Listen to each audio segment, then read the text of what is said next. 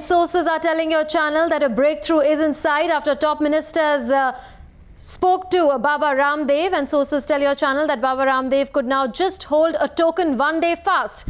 Kapil Sibal, Subodh Khan Sahai and Pawan Kumar Bansal are talking to Baba Ramdev in New Delhi.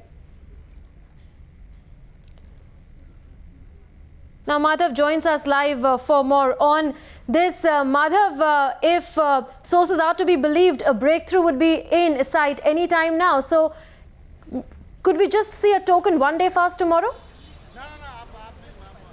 Well, certainly, of course, that's what the government at some level or the other is looking at this point of time.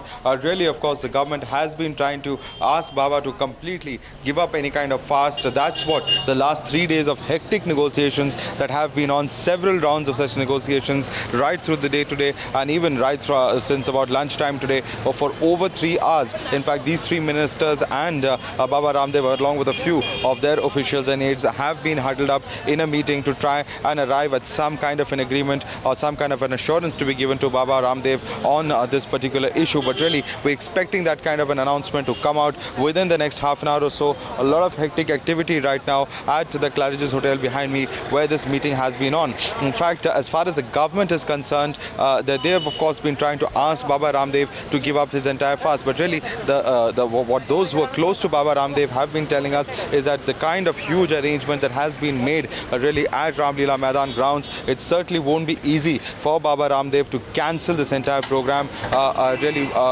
just on the eve of it. So really, at some level or the other, a lot of pressure from Baba Ramdev's followers as well would be bearing on his mind when he sits at that negotiating table. So quite likely that we could be looking at just a token protest for just a day or two.